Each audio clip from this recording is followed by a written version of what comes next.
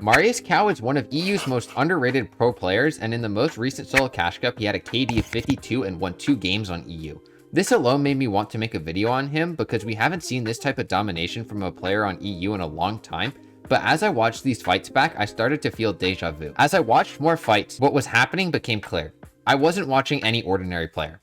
I was watching the player who is going to become the Reet of EU. This video is going to teach you how Marius fights, what are the positives of his fighting style, what are the negatives, and finally answer the question, why does his fighting style remind me of a young Reit? This video has tips that will be useful to you no matter your skill level, but if you are a creative warrior, this video will be especially useful because both Marius and Reit came up from Zone Wars. But anyways, let's get on to Marius's fighting. At the core of Marius's fighting is that he has some of the best aim and in-game mechanics that I've ever seen. This would be interesting on its own, but it's how he uses his aim and mechanics that makes him a top player on EU. The first thing that Marius is really good at is exploiting into boxes. At this point, if you don't know how to momentum exploit into your opponent's box, then you need to use this map to practice your exploits.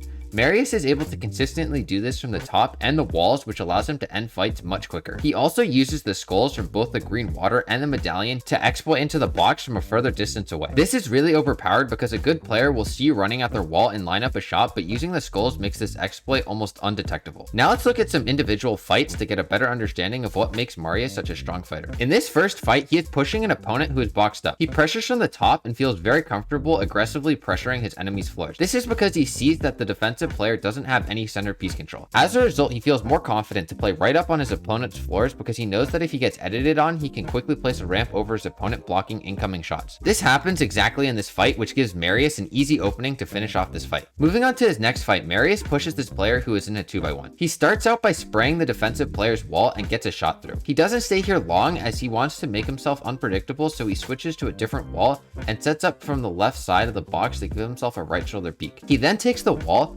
edits it, and places the back wall to trap his opponent in a 1x1. Unfortunately, his enemy makes a great reaction and quickly edits out of the box. Marius has a better reaction to this by extending his cone through his enemy's edit, which makes this crosshair placement way easier than if he tried to go around and place the cone on top of his opponent. Following this, he doesn't chase his opponent through his builds, but instead goes up and around to give himself a safer path. From here, he double edits onto his enemy and finishes off the kill. In this next fight, Marius has an HP advantage and is trying to close out the fight. In order to do this, he needs to predict his opponent's movement so that this fight doesn't become a long, drawn-out fight. He does this by seeing that his enemy has placed a ramp over his head. This generally means one of two things. Either his opponent will edit down, which wouldn't be great for Marius, or he will edit out to the side that the ramp was facing. Marius predicts that he will edit out the way the ramp was facing, which turned out to be correct, which allowed him to clean up this fight, which could have easily been dragged out into a much longer engagement. Moving on to a second game, we see the first time that Marius has to be on the defensive. He starts off this engagement by basically putting a full clip into this bush, and somehow the player avoids every shot, so Marius thinks he's in the clear. Unfortunately, he isn't, so the bush player surprises him and puts Marius on the back foot to start this fight. Marius instantly makes a ton of space, and the enemy gets too aggressive, allowing Marius to get easy counter shots from a safe peek to clean up the fight. Comparing this fight to the last one, we can see how Marius tries to play into open space while this player plays through Marius's build. Playing into open space while still keeping up pressure is the best case scenario because it gives your opponent very little time to get any counter shots back onto you. Looking at Marius's next fight, we see him use shotgun timings very well to close out an easy fight. He starts off this fight by taking an even trade with his opponent, but he then jumps up while keeping his crosshair on his opponent.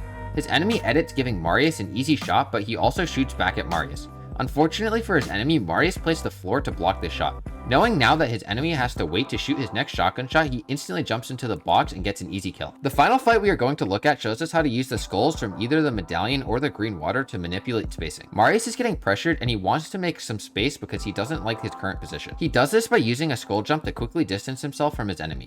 He then reassesses the situation and realizes that he wants to re-engage with the enemy, so he quickly gets on his wall and skull exploits in for an easy kill. Skulls are really important this season, and they can be used as a great tool to both create and close gaps on your opponent. Now that we have looked back at the positives in Marius' fighting, there are some things that he does that hold him back, especially against very good players. The first thing that he does that is bad is that he is often too aggressive in his fights. This can look like this fight here where he pickaxe swings for way too long, and if the player below was even decent, he would have definitely gotten edited on. He also in this fight jumps way too into a player's 2x1 and is very lucky to get away with it. But by far his biggest problem is that he takes way too many 50-50s. He is very good at getting piece control through safe peeks, but when he actually goes for shots, he often edits very wide edits, leaving him easily susceptible to taking large amounts of damage, which could get him killed against better players. But now let's answer the question that I stated in the beginning of the video. Why do I think Marius Cow is a young Reit? Well, when I think of Reit when he was first coming up in 2021, I think of a young creative warrior who has some of the best mechanics and aim in the community.